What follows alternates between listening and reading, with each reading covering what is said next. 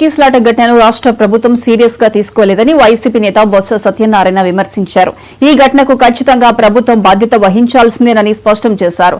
భక్తులు భారీగా వస్తారని ముందే తెలిసినా చర్యలు తీసుకోలేదన్నారు. డిప్యూటీ సీఎం పవన్ కళ్యాణ్ క్షమాపణలు చెబితే సరిపోతుందా? ఈ ఘటనకు ప్రాయశ్చిత్త దీక్ష ఎవరు చేస్తారు? సామాన్యుల ప్రాణాలంటే సర్కారుకు ఇంత నిర్లక్ష్యమా అంటూ ఆగ్రహం వ్యక్తం చేశారు.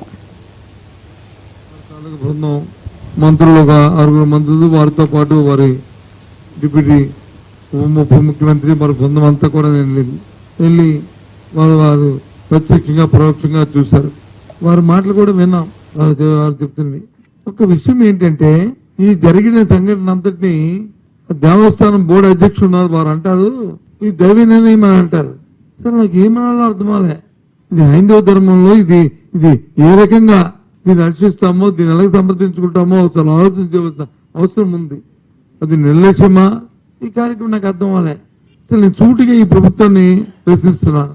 ఎంతసేపు నిన్ను చూస్తున్నాను, ముఖ్యమంత్రి గారి తాలూకా ఆయన ఆహాలు భావాలు, వాళ్ళతో మాట్లాడిన విషయాలు, ఆ సందర్భాలు, వాళ్ళ దగ్గర నుంచి తెలుసుకుంటున్న విషయాలు, తిరిగి వీరు వ్యక్తపరుస్తున్న అభిప్రాయాలు అన్నీ కూడా చూశా. లక్షలాది మంది భక్తులు వచ్చి ఈ రోజున అక్కడికి వస్తారు, దేవుని దర్శించుకుంటారు. ఈ రోజు నుంచి వాళ్ళు నిన్న మొన్నటి నుంచే తిరుమలకి వచ్చి దానికోసం కాచుకొని ఉంటారు అనే విషయం ముందు నుంచి తెలిసిన విషయమే కదా. అసలు ప్రభుత్వం తరఫున ఎప్పుడైనా ఒక రివ్యూ అని చేశారా? దీని మీద ప్రభుత్వం తరఫున ఒక సమీక్ష అనేది జరిగిందా? ఎందుకు అడుగుతున్నా అంటే, ప్రభుత్వం తరఫున జరిగిందా అని. బోర్డుకున్న పరిమితి చాలా పరిధి తక్కువ. వారి పరిధిలో ఒక కలెక్టర్ గాని, ఒక ఎస్పీ గాని, ఒక డిఐజీ గాని, లేదు ఒక మెడికల్ అండ్ హెల్త్ ఆఫీసర్ గాని, లేదు తిరుపతిలో సంబంధించిన పారిశుద్ధ్య కార్మికులకు సంబంధించిన మున్సిపల్ అడ్మినిస్ట్రేషన్ కానీ, వీరందరూ కావాలంటే ప్రభుత్వం ఇంటర్వ్యూన్ అవ్వాలి.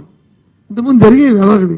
శాంతి భద్రతకు సంబంధించి తిరుపతిలో ఉన్న ఆ రేంజ్ డిఐజీ కానీ, ఆ రేంజ్ ఉన్న ఐజీ కానీ ఎప్పుడైనా ఈ సమీక్ష చేస్తారు దీని మీద?